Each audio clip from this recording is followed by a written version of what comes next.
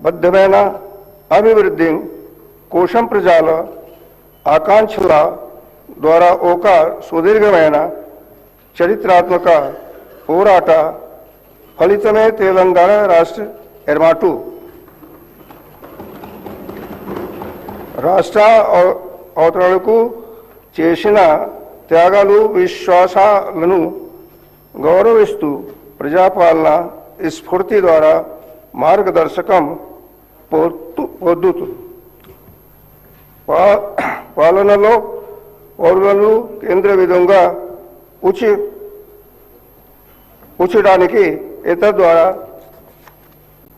ప్రతి కుటుంబానికి సమాజంలోని ప్రతి వర్గానికి అభివృద్ధి ప్రయోజనాలు అందేలా చూడడానికి నా ప్రభుత్వం కట్టుబడి ఉంది. ప్రజాపాలన మార్గదర్శక సూత్రాలను నా ప్రభుత్వం దృఢంగా విశ్వసిస్తుంది. అంటే ప్రజా కేంద్రీకృత పరిపాలన. ఇక్కడ ప్రతి విధానం, నిర్ణయం మరియు కార్యాచరణలో ప్రజా సంక్షేమము, న్యాయం, గౌరవం కేంద్రం బిందువుగా ఉంటాయి.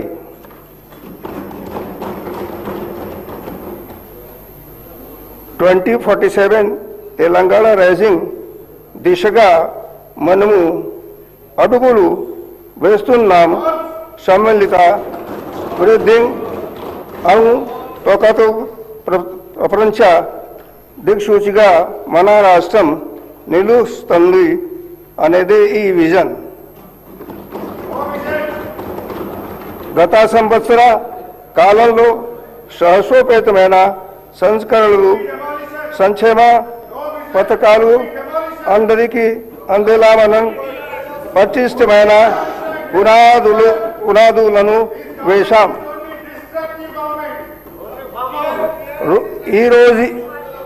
ఈరోజు ఈ ప్రయోజనాలను సంఘటితం చేసి అందరికీ గౌరవప్రదమైన విశ్వస్తు సమృద్ధి దిశగా మనలను నడిపించే ఒక రోడ్ మ్యాప్ను నేను మీకు అందిస్తున్నాను. माननीय सदस्यगण, जैसे जैसे हम भारत की स्वतंत्रता के शताब्दी वर्ष की ओर बढ़ रहे हैं, सरकार ने महत्वाकांक्षी तेलंगाना राइजिंग विजन 2047 दस्तावेज प्रस्तुत किया है. यह दस्तावेज भारत सरकार के विकसित भारत 2047 विजन के अनुरूप और नीति आयोग के साथ साथ हैदराबाद के प्रतिष्ठित संस्थानों इंडियन स्कूल ऑफ बिजनेस और नालसार विश्वविद्यालय के परामर्श से तैयार किया गया है. हम अब धीमी प्रगति से आगे बढ़कर तीव्र आर्थिक विस्तार की ओर बढ़ रहे हैं. अपनी वर्तमान आर्थिक मजबूती की ठोस नींव पर खड़े होकर हमने एक परिवर्तनकारी लक्ष्य निर्धारित किया है. साल 2047 तक तेलंगाना को $3 ट्रिलियन की अर्थव्यवस्था बनाना, जिनका अंतरिम लक्ष्य 2034 तक $1 ट्रिलियन तक पहुंचना है. भारत की अर्थव्यवस्था निरंतर प्रगति का प्रदर्शन कर रही है, जहां राष्ट्रीय विकास दर 8%, महंगाई दर 1.72% अनुमानित है और राष्ट्रीय प्रति व्यक्ति आय में भी लगातार सुधार देखा जा रहा है. इस संदर्भ में तेलंगाना की अर्थव्यवस्था अत्यंत सुदृढ़ और लचीली बनी हुई है. वर्ष 2025-26 के लिए राज्य का सकल राज्य घरेलू उत्पाद 17.82 लाख करोड़ रुपए है, जो 10.7% की प्रभावशाली विकास दर को दर्शाता है. भारत की कुल जीडीपी में तेलंगाना का योगदान 4.99% है. हमारे राज्य की प्रति व्यक्ति आय 4,18,931 रुपए तक पहुंच गई है. साथ ही सरकार ने कीमतों में स्थिरता बनाए रखी है, जिसके परिणाम स्वरूप मुद्रास्फीति को 0.2% के न्यूनतम स्तर पर नियंत्रित किया गया है। पिछले 2 वर्षों के दौरान मेरी सरकार ने राज्य की अर्थव्यवस्था को सुदृढ़ करने के लिए कई केंद्रित और ठोस कदम उठाए हैं। बेहतर सिंचाई सहायता और किसान केंद्रित पहलों के माध्यम से कृषि उत्पादकता में उल्लेखनीय सुधार हुआ है। साथ ही निवेश प्रोत्साहन और ईज ऑफ डूइंग बिजनेस में सुधार के जरिए औद्योगिक विकास को निरंतर बढ़ावा दिया गया है। इसके साथ ही आईटी, व्यापार, पर्यटन और अन्य उभरते क्षेत्रों में वृद्धि के साथ सेवा क्षेत्र का भी विस्तार जारी है। विभिन्न क्षेत्रों में किए गए इन समन्वित प्रयासों ने राज्य की मजबूत और निरंतर आर्थिक प्रगति में महत्वपूर्ण योगदान दिया है। The government has adopted the Cure for Rare framework as a polycentric strategy to ensure balance and inclusive development across the state, moving beyond the Hyderabad-centric growth model. Under this approach, the core urban region core will evolve into a net zero knowledge-driven global hub. The peri-urban region will emerge as a manufacturing and logistic engine, and the rural agri-region will be revitalized through climate-smart agriculture, ecotourism, and food processing, together creating a unified, resilient, and future-ready state economy. We are operationalizing the core urban region economy model to ensure sustainable and equitable growth. Telangana is urbanizing rapidly as urban population in projected to the each 53.8% by 2031. In view of this, recently my government has trifurcated the GHMC into 3 separate identity: Cyberabad Municipal Corporation, Malkajgiri Municipal Corporation, and the reconstituted GHMC. This restructuring of the municipal area will enable closer supervision of civic services, quicker grievances redressal, improved infrastructure planning, and more balanced urban development. It will strengthen democratic decentralization by bringing urban governance closer to the people in the true spirit of the 74th Constitutional Amendment. The government also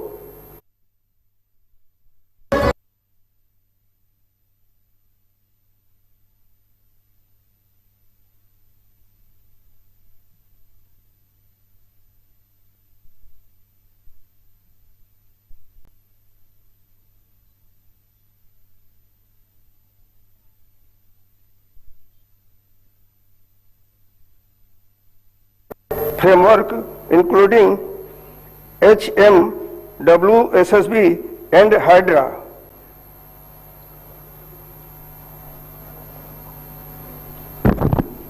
The enhanced law enforcement and administrative efficiency, and government has reorganized the Hyderabad police jurisdiction into 4 commissionates: Hyderabad, Cyberabad, Malgiri and the newly established future city commissariat across the metropolitan region. Cure क्षेत्र को प्रदूषणकारी उद्योगों से मुक्त करने के लिए सरकार ने HILT नीति के तहत प्रदूषण फैलाने वाले उद्योगों को ORR के बाहर स्थानांतरित करने का निर्णय लिया है। सरकार ने इलेक्ट्रिक वाहनों को अपनाने को प्रोत्साहित करने का निर्णय लिया है और इलेक्ट्रिक वाहनों को लाइफ टैक्स से छूट देने का आदेश जारी किए हैं। इसकी शुरुआत के तौर पर सरकार क्योर क्षेत्र में एकल उपयोग प्लास्टिक के उपयोग पर प्रतिबंध लगाने की योजना बना रही है। हैदराबाद झीलों और चट्टानों का शहर है और सरकार मुख्य शहरी क्षेत्र की सभी झीलों और तालाबों के कायाकल्प के लिए प्रतिबद्ध है। नवनिर्मित हाइड्रा ने 1045 एकड़ से अधिक सार्वजनिक भूमि और जल निकायों को अतिक्रमण मुक्त कराया है, जिसमें लगभग 60,000 करोड़ रुपए मूल्य की शहरी संपत्तियों को सुरक्षित किया गया है। बतुकम्मा, कुंटा, नल्ला चेरू और बामरुक उदुद्दीन और दौला झीलों को हाल ही में मुक्त करा करके उनका पुनरुद्धार किया गया है। ये सभी मुक्त कराए गए तालाब विकास केंद्रों के रूप में उभरेंगे, जो एक फलते फूलते झील अर्थव्यवस्था लेक इकोनॉमी को बढ़ावा देंगे और महिलाओं को अस्थायी आजीविका के अवसरों के माध्यम से सशक्त बनाएंगे। The government is revitalizing Hyderabad ecological corridor through the 55-kilometer Mushi riverfront transformation project extending from the Usman Sagar and Himayat Sagar reservoir to Gandhi Sarovar. Phase 1 of the project is currently under implementation as part of Mushi rejuvenation. Godavari phase 2 and 3 projects are already sanctioned and work in brisk progress. This project will provide 2.5 TMC water for Musi rejuvenation by linking Usman Sagar and Himayat Sagar and 300 MGD drinking water to Cure area. As a part of Musi rejuvenation by 45 STP are operational and 39 STP are under construction. The treated water will be supplied to a data center, landscaping of ORR, other industrial use and construction industry. The government is undertaking the prestigious Gandhi Sarovar project at the confluences of the Musa and Isha.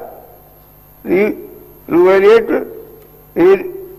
envisioned as a world-class experimental center dedicated to the teaching of Mahatma Gandhi. Outer road ring और 360 kilometre लंबे regional ring road के बीच स्थित peri urban reason economy का उद्देश्य राज्य के विनिर्माण MSME cluster eco industrial park और लॉजिस्टिक के प्राथमिक केंद्र के रूप में कार्य करना है। औद्योगिक क्षेत्र अब हमारी अर्थव्यवस्था में 3.04 लाख करोड़ रुपए का योगदान दे रहा है। तेलंगाना का पश्चिमी क्षेत्र यानी कोंडांगल क्षेत्र अगले कुछ वर्षों में एक औद्योगिक केंद्र बनने जा रहा है।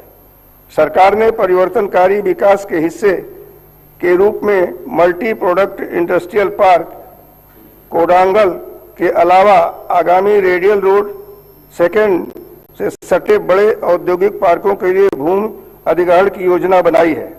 रेडियल रोड के साथ साथ बिजली और पानी की उपयोगिता की भी योजना बनाई जा रही है। मल्टी प्रोडक्ट इंडस्ट्रियल पार्क कोंडागल के हाउसिंग लेआउट का काम तेज गति से चल रहा है और जल्द ही यहां बुनियादी ढांचे का काम शुरू किया जाएगा।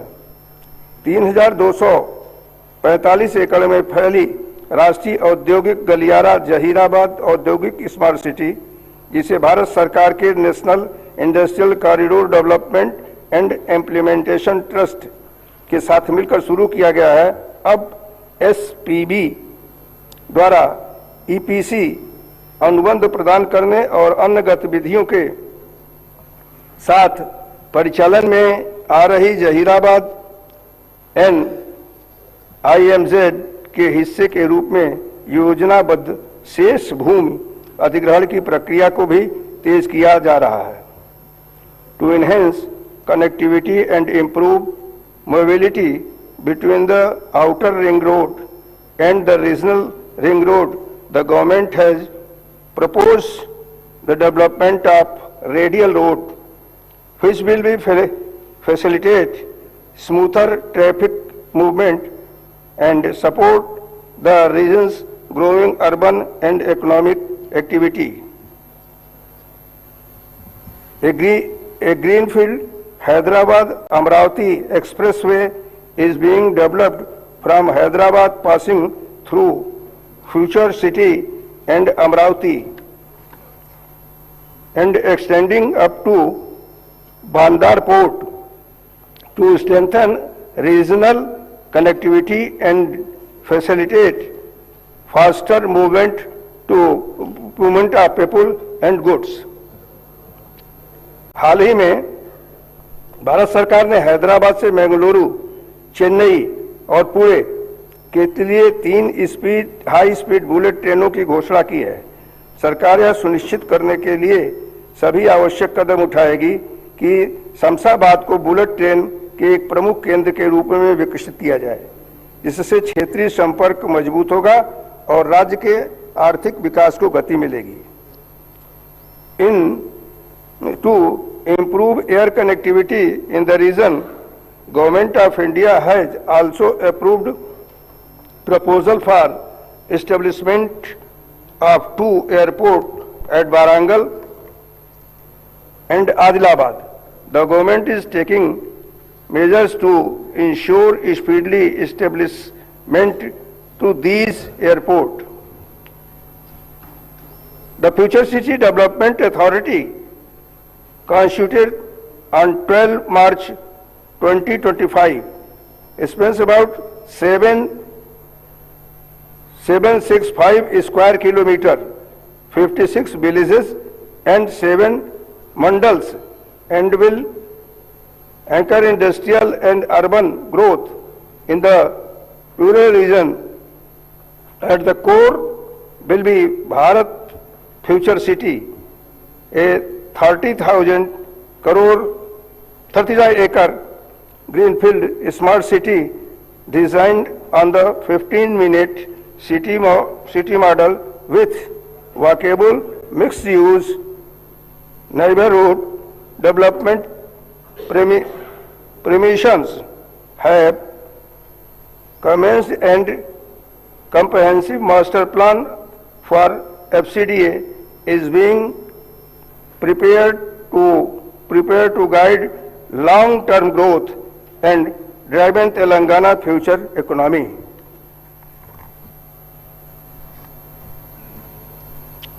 ऊर्जा क्षेत्र में हमारी अनुबंधित क्षमता बढ़कर के 23,187 मेगावाट हो गई है, जिसमें 44.55 हिस्सा सराहनीय रूप से नवीनीकरणीय स्रोतों से आता है।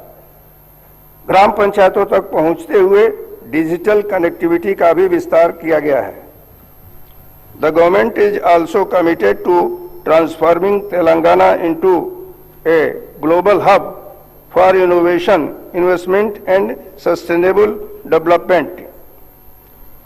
In this direction, the government recently organized the Telangana Rising Global Summit in Hyderabad for 2 days.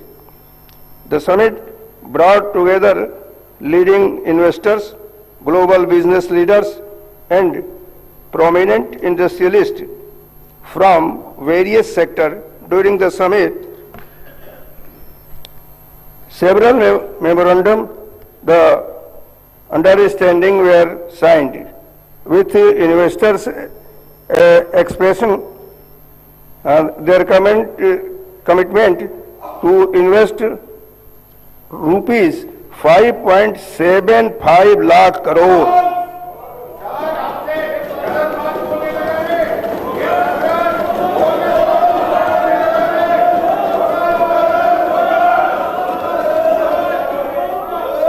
These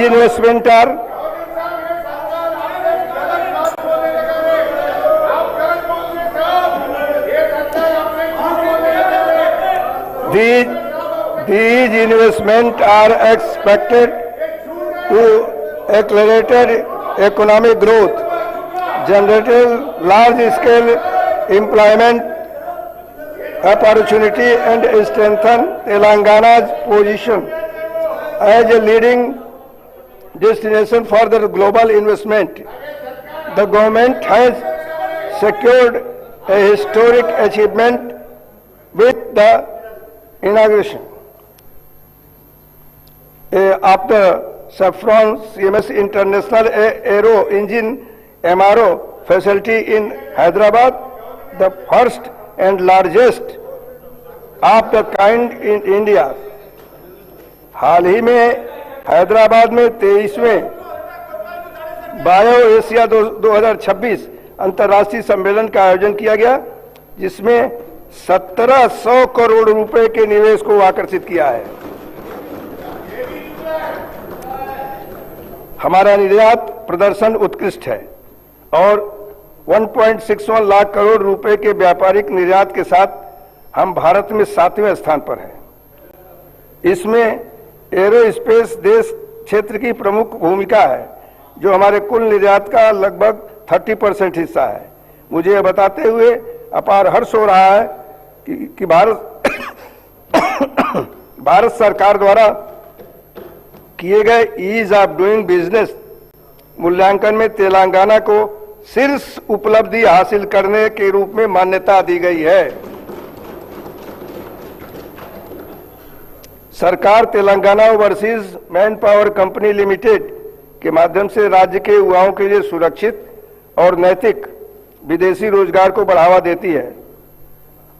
इस एजेंसी ने स्वास्थ्य सेवा, आतिथ्य निर्माण और लॉजिस्टिक जैसे क्षेत्रों में यूएई, जर्मनी, जापान, यूके और कनाडा सहित 16 से अधिक देशों से 13,930 से अधिक उम्मीदवारों को सफलतापूर्वक नियुक्त किया है। साथ ही यह एजेंसी उम्मीदवारों को अंतर्राष्ट्रीय रोजगार के लिए तैयार करने हेतु विदेशी भाषा प्रशिक्षण, कौशल विकास, वीजा मार्गदर्शन और प्रस्थान पूर्व उन्मुखीकरण प्रशिक्षण, प्री डिपार्चर ऑपरेशनल ट्रेनिंग भी प्रदान करती है। सेवा क्षेत्र राज्य का प्रमुख स्तंभ बना हुआ है, जो राज्य के सकल मूल्य वर्धित में 68.6% का योगदान देता है और 13.5% की दर से बढ़ रहा है।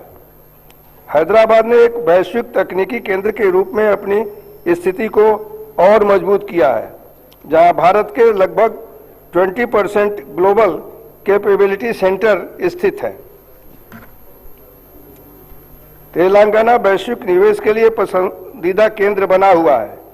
विश्व आर्थिक मंच और अन्य देशों में गए हमारे प्रतिनिधिमंडल ने निवेश हासिल किया है, जिससे रोजगार के महत्वपूर्ण अवसर पैदा होंगे। हमारा आईटी निर्यात 3.13 लाख करोड़ रुपए तक पहुंच गया है, जो 9.39 लाख से अधिक नौकरियों को आधार प्रदान कर रहा है। अर्थव्यवस्था को और गति देने के लिए हमने तेलंगाना पर्यटन नीति 2025-2030 शुरू की है, जिसका लक्ष्य 15,000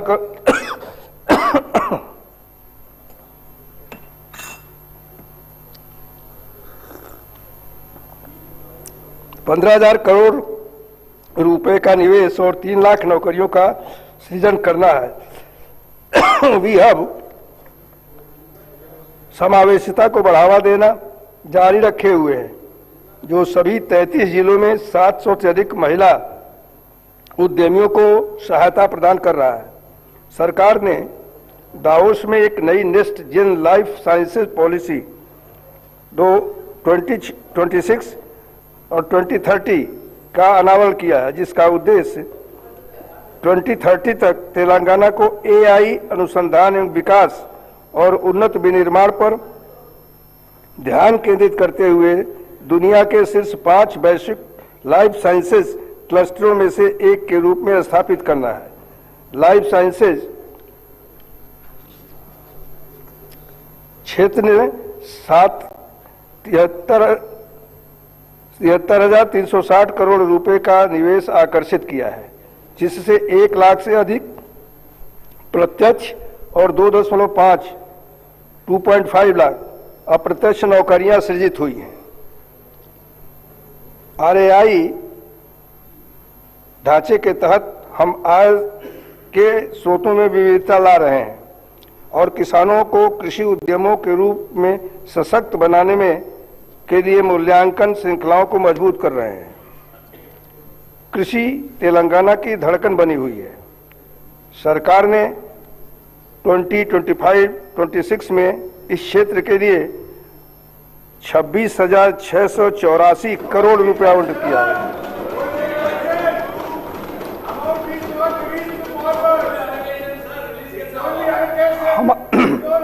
हमारा खाद्यान्न उत्पादन रिकॉर्ड 236.87 लाख मीट्रिक टन पहुंच गया है, जिसमें धान, मक्का और कपास का वर्चस्व कायम है। इसके अतिरिक्त पशुपालन और मत्स्य पालन में भी स्वस्थ वृद्धि देखी गई है, जो राज्य की अर्थव्यवस्था में 1.11 लाख करोड़ रुपए का योगदान कर रहे हैं। किसानों के प्रति अपनी प्रतिबद्धता को प्रदर्शित करते हुए वानकलम 2025 के दौरान हमने निवेश सहायता योजना रैतु भरोसा के तहत मात्र 9 दिनों के भीतर 8,744 करोड़ रुपए जारी किए हैं।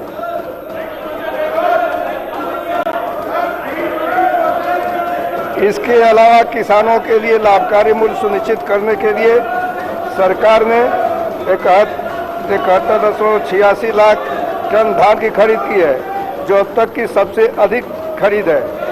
इसमें 39.08 लाख मीट्रिक टन सन्ना BM शामिल है। 19,099 करोड़ रुपए की राशि सीधे किसानों के बैंक खाते में दी गई है। कृषि को लाभदायक बनाने के लिए हमने सन्न रकम धान के लिए 500 रुपये प्रति क्विंटल का बोनस जारी किया है, जिससे लाखों किसानों को लाभ हो रहा है और चावल की उत्कृष्ट किस्म की खेती को बढ़ावा मिला है। साथ ही सरकार ने 2 लाख रुपए का ऋण माफी योजना को सफलतापूर्वक लागू किया है, जिससे 20,616 करोड़ रुपए के व्यय के साथ 25 लाख से अधिक किसानों का कर्ज का बोझ कम हुआ है। सरकार पारंपरिक बिजली के पंप सेटों को सौर ऊर्जा संचालित पंप सेटों में बदलने का ये कदम उठा रही है। यह पहल संधारणीय ऊर्जा सस्टेनेबल एनर्जी के प्रयोग को बढ़ावा देने के साथ साथ किसानों को विश्वसनीय और पर्यावरण की अनुकूल सिंचाई सुविधा प्रदान करने में सहायता करेगी। भूमि संबंधी मुद्दों के अस्थायी समाधान के लिए सरकार ने तेलंगाना भू भारती अधिनियम 2025 लागू किया है, जिसके तहत एक अद्वितीय भू आधार भूमि पहचान प्रणाली शुरू की गई है।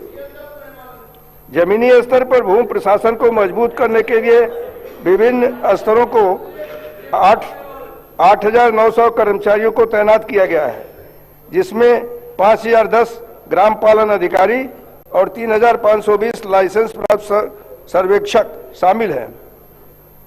यह पहल किसानों की समस्याओं के समाधान और भूमि संबंधी शिकायतों के त्वरित निपटारे में मदद करेगी। इस वर्ष 3.76 लाख नए पट्टादार पासबुक जारी किए गए हैं। भू भारती अधिनियम की परिकल्पना के अनुसार किसानों की सुविधा के लिए पंजीकरण, राजस्व और सर्वेक्षण गतिविधियों को एक ही प्लेटफॉर्म पर लाया जा रहा है।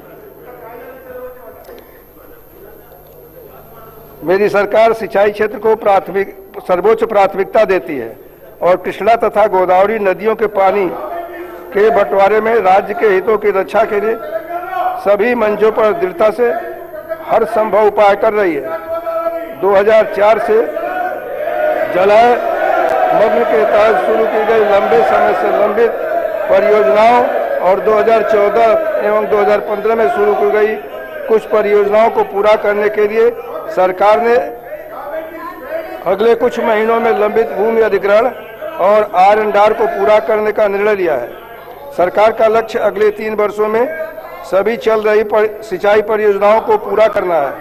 आने वाले 3 वर्षों में इन सभी परियोजनाओं पर ध्यान केंद्रित करके एक बड़ा आयकट विकसित किया जाएगा।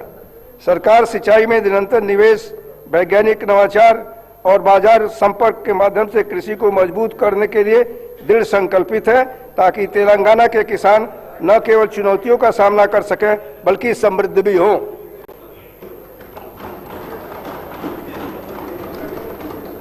सरकार तेलंगाना के हर परिवार के कल्याण और गरिमा को मजबूत करने के लिए प्रतिबद्ध है।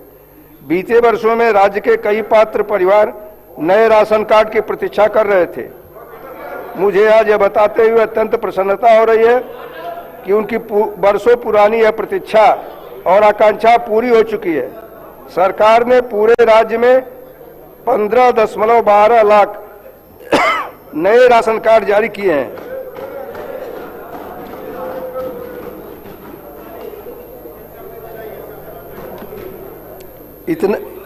इतना ही नहीं, जो राशन कार्ड पहले से मौजूद थे उनमें भी 19.44 लाख नए सदस्यों को नाम जोड़े गए हैं।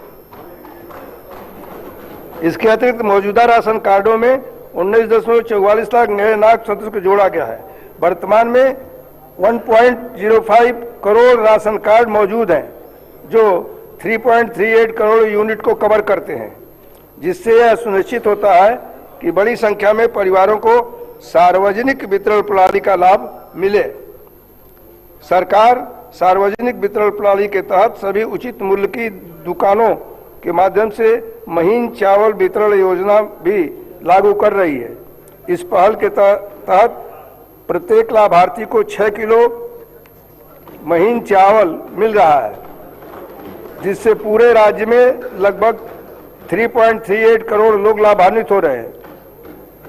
यह कदम खाद्य सुरक्षा सुनिश्चित करने और लोगों को प्रदान किए जाने वाले खाद्यान्न की गुणवत्ता में सुधार के लिए हमारी प्रतिबद्धता को दर्शाता है। गरीबों के लिए आवास की सर्वोच्च प्राथमिकताओं में से एक है इंदिरम्मा इंदलू योजना के तहत सरकार ने 4.5 लाख घर बनाने का महत्वाकांक्षी लक्ष्य रखा है, जिसके तहत प्रत्येक विधानसभा क्षेत्र के लिए 3,500 घर आवंटित किए गए हैं। यह योजना 22,500 करोड़ रुपए के कुल परिव्यय के साथ लागू की जा रही है। अब तक 3,24,536 घरों को मंजूरी दी जा चुकी है और 2,62,449 घर वर्तमान में निर्माण के विभिन्न चरणों में हैं। जनजातीय समुदायों पर विशेष ध्यान देते हुए जनजातीय आबादी वाले विधानसभा क्षेत्रों को अतिरिक्त कोटा दिया गया है और विशेष रूप से कमजोर जनजातीय समूहों को इस कार्यक्रम के तहत संपूर्ण संतृप्ति पर कवर किया गया है। निर्माण की प्रगति में सहायता के लिए सरकार विभिन्न चरणों में पूरे हुए घरों के लिए पहले ही 5,73,84 करोड़ रुपए जारी कर चुकी है। मनरेगा के माध्यम से हमने 6.52 करोड़ मानव दिवस का रोजगार सृजित किया है। महिला सशक्तिकरण हमारी ग्रामीण राजनीति के केंद्र में है। इंदिरा महिला शक्ति पहल के माध्यम से स्वयं सहायता समूहों को उद्यमियों के रूप में बदला जा रहा है।